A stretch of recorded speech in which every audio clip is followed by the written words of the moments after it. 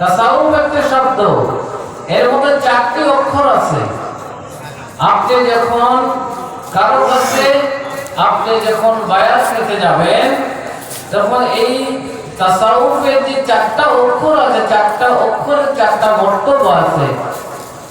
আপনি যখন প্রথমে যাবেন, তাকে আপনাকে তওবা করতে হবে। যেমন যা কিছু অপরাধ করেছেন, অন্যায় করেছেন, আপনার দ্বারা যা খারাপই হয়েছে, তার থেকে আপনাকে আগে তওবা করতে হবে।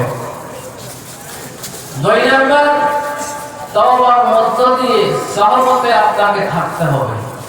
তার সহবত থেকে আপনাকে তারবিয়াত নিতে হবে, শিক্ষা নিতে হবে, প্রশিক্ষণ নিতে হবে।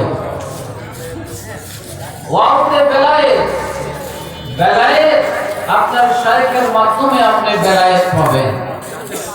ফাকে ফানা ফিল্লাহ, আপনার শাইখ, আপনার উস্তাদ আপনাকে বলে দিবে কোন কোন এলাকায় তুমি দাওয়াতে তাবলীগ করবে।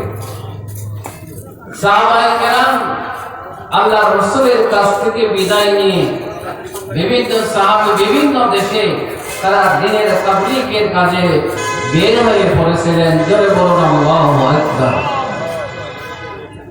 সম্মানিত হাজিরিন, আমি ছোট্ট মানুষ। দাদা হুজুর যে হুজুরের কাছে বায়াত নিয়েছিলেন, সেখান থেকে এসেছি জন্য চাচা মেয়েরা আমাকে বড় একটি আসনে একটু বসতে দিয়েছেন, সম্মান দিয়েছেন, ইজ্জত করেছেন। আল্লাহ পাক তাদের এই ইজ্জত, এই সম্মান যে আমাকে দিয়েছেন, আল্লাহ পাক এই চাচা মেয়েদেরকে বড় সম্মানে সম্মানিত করুন। সকলে বলুন আমিন। আমি সেখানকার আপনার একজন গুনাহগার, আমি কিছুই না।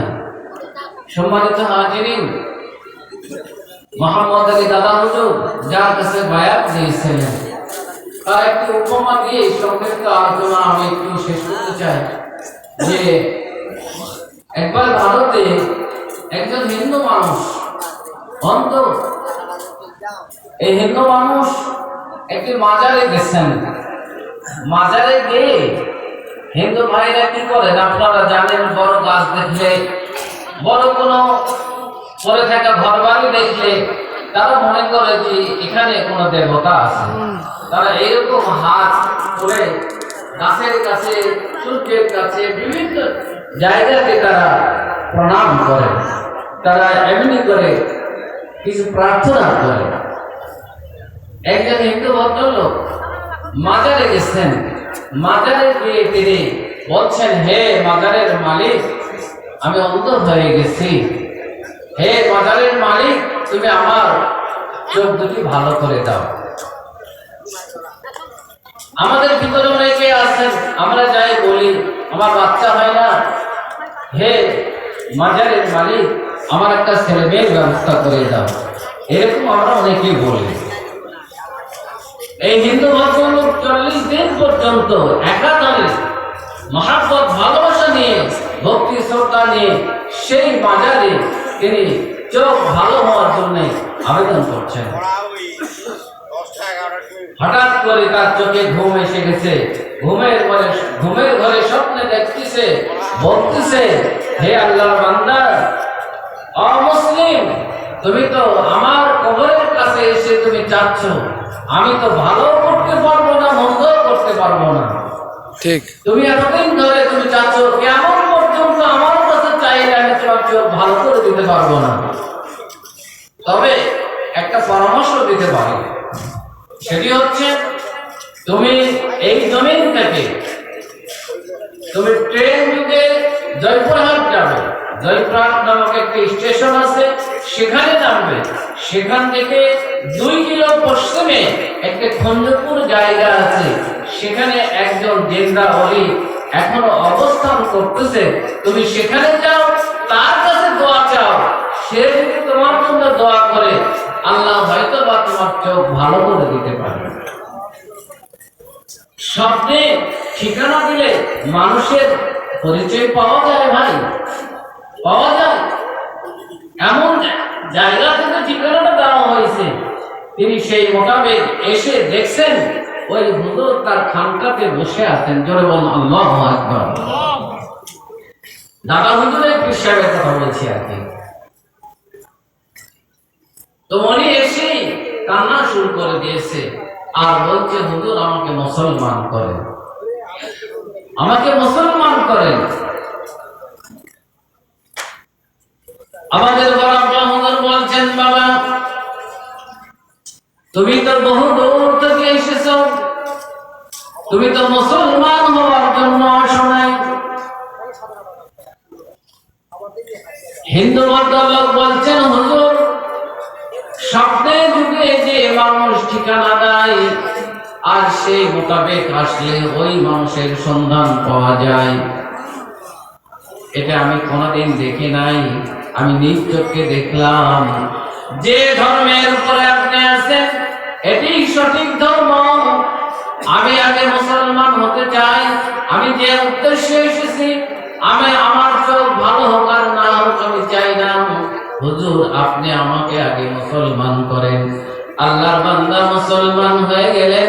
মুসলমান হওয়ার পরে হুজুরের সহমতে থাকলেন। হুজুরের সহমতে বেশ কিছুদিন কাটিয়ে যাওয়ার পরে আল্লাহর ওলি আমাদের বাবা হুজুরের হুজুর তিনি বলছেন, বাবা আব্দুল্লাহ তুমি আমার কাছে আসো।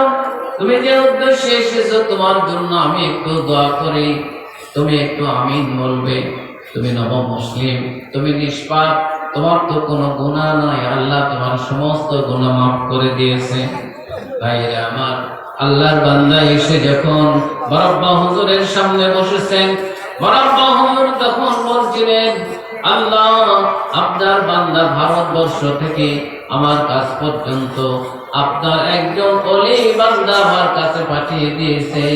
আমিও তো ভালো করে দিতে পারি না, মন্দ করে দিতে পারি না, বড় আশা নিয়ে এসেছে। আল্লাহ আপনার কাছে আমি দোয়া করছি, আপনি আপনার বান্দার দুটি চোখ ভালো করে দিন। নব মুসলিম বলছেন আমিন। বরাব্বা হুজুর আবার বললেন, আবার নব মুসলিম বলছেন আমিন। বরাব্বা হুজুর আবার দোয়া করলেন তার চোখ ভালোর জন্য। আবার তিনি বললেন আমিন। আমি তৃতীয়বার যখন আমিন বলেছেন, দোয়া শেষ হয়ে গেছে। আল্লাহর বান্দা আব্দুল্লাহ নব মুসলিম বরাব্বা হুজুরকে জড়ায় ধরলেন, হাউমাউ করে কেঁদে উঠলেন আর বললেন, হুজুর আমি দু চোখ দিয়ে দেখতে পাচ্ছি। জোরে বলুন সুবহানাল্লাহ। সম্মানিত হাজিরিন, আপনারা এমন একজন ওলির দরবারে এসেছেন। আমি দেখেছি দাদা হুজুর যে বছর গিয়েছিলেন, রেজাউল তাসমিয়ার সঙ্গে গিয়েছিলেন, দাদা হুজুরের মিলাদকে আমরা খুব খুশি হয়েছিলাম। প্রায় আধা ঘন্টার সময় মাইকের ফোন হাতে নিয়ে দাঁড়িয়ে দাঁড়িয়ে তিনি আধা ঘন্টার মতন কিয়াম করেছিলেন। ওই মাহফিলের সমস্ত মানুষগুলি কেঁদে যার হয়ে গেছে। এত সুন্দর, এত বয়োজ্যেষ্ঠ মানুষ এত সুন্দর ভাবে নবীজিকে সালাম জানাতে পারে, এত সুন্দর কাসিদা পেশ করতে পারে। আমরা মনে করেছিলাম দাদা হুজুরকে আবার হয়তো আগামীতে পাবো, পরে বছর আর তাকে পাওয়া যায় না। তিনি তো আরাম ফরমাচ্ছেন এখন। সম্মানিত হাজিরিন, আল্লাহর ওলিদের দরবারে আসলে, নেক নিয়ত নিয়ে আসলে, যদি আপনি আমি মনে করি আমরা আল্লাহর বন্ধু থেকে আল্লাহর বন্ধু হতে চাই, তাহলে আল্লাহ রাব্বুল আলামিন আপনাদেরকে আল্লাহর বান্দা থেকে বন্ধু বানাতে পারেন।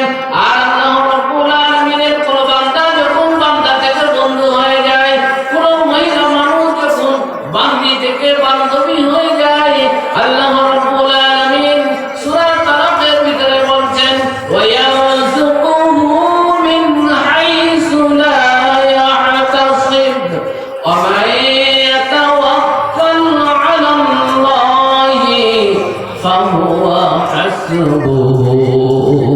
সকলে জোরে বলুন আল্লাহু আকবার। সকলে জোরে বলুন আল্লাহু আকবার। আল্লাহ রাব্বুল আলামিন বলেন, যেই সমস্ত আমার বান্দারা, যেই সমস্ত আমার বান্দীরা আমার বান্দা থেকে, আমার বান্দী থেকে আমার বান্ধবী হয়ে গেছে, আমার বন্ধু হয়ে গেছে, এই সমস্ত বন্ধু এবং বান্ধবীদেরকে ওয়ায়ারযুকুহু মিন হাইসু লা ইয়াহতাসিব